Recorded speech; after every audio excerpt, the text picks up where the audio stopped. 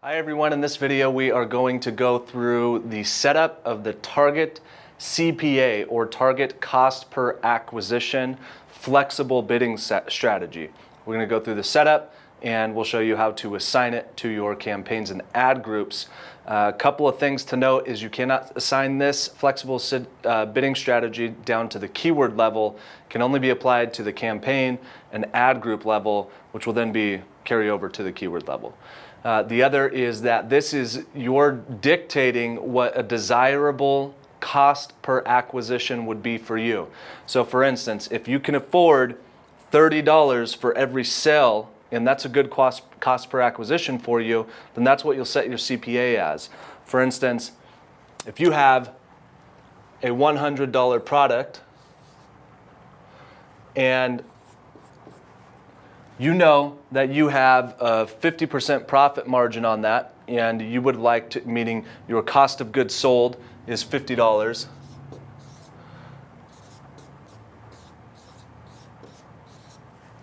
And a good cost per acquisition, meaning what you can afford to spend in advertising to acquire a $100 sale in gross, is $30.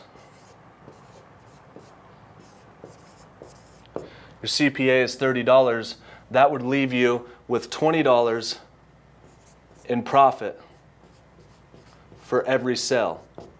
Okay, so this is just a formula you'll need to determine for yourself, and it'll change. This model depicts what it would look like if you had a tangible product that you were selling and you had actual cost of goods sold for the product, and then you have a cost per acquisition of $30, and you're going to leave yourself with a profit of $20. Or if you're doing a lead gen, then you can say each lead is worth $25 to me, and I want to make $15 on every lead in profit. Then your cost per acquisition desirable would be $10. So that's a formula you'll need to figure out, and I'll leave that to you because you know your industry better than I do. So what I'm going to do is take you through the setup of the target CPA right now. So let's draw our attention to my screen. And same as all of the others, we'll just come right here. Once you're in your dashboard here, okay, we'll come to bid strategy, manage flexible bid strategies. And we're going to come up here to add a bid strategy, and we'll call it target CPA. And again, your naming conventions should tell you what campaign or ad group this bid strategy is going to be assigned to.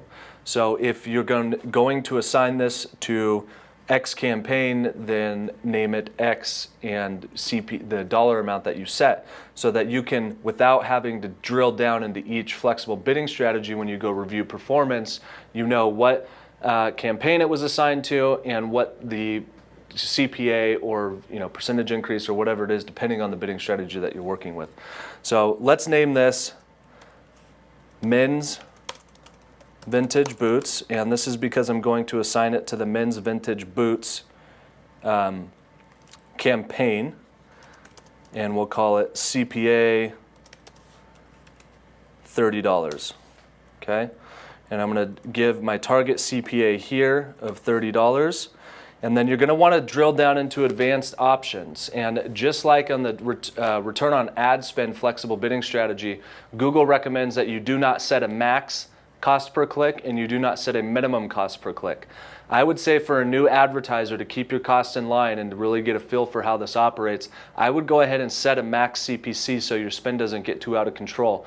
If I have learned that if you give Google too much control over your bidding, then it appears that might be taken advantage of. So what I would do, if it were me, is I would select set a max bid limit, and I would set this to whatever the maximum amount you are willing to pay is per click. In this case, I'm just going to put in an arbitrary number of $3, and I will not set a minimum bid limit. We'll just leave that. They can go as low as they want. And we'll save this. And it's done. And now to assign this, I'll come back to campaigns. And again, it's not going to allow me to assign it to a campaign now because in order to use the target CPA flexible bidding strategy, you have to have approximately 15 conversions over the course of the last 30 days in order for this flexible bidding strategy to work. So you're going to need to use an alternative flexible bidding strategy until you get about 15 conversions under your belt within the previous 30-day time span, so that Google has some preliminary data to start calculating their bidding adjustments for this CPA or for this bidding strategy. So we'll come here and select the campaign, and we'll change bid strategy,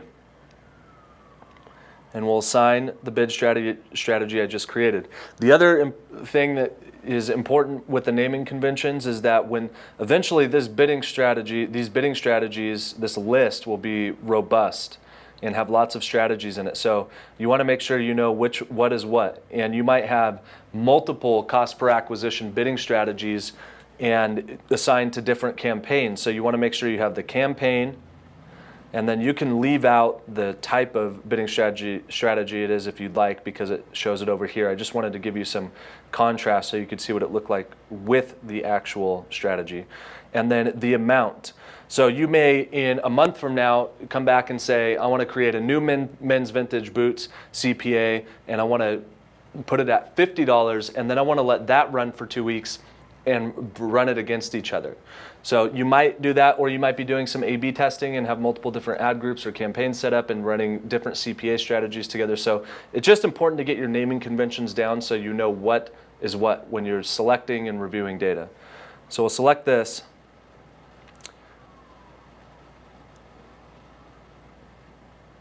And we cannot use it, as you'll see here, because it needs more conversions. So this is just to show you where you would go to do it. So I'm going to cancel out of that.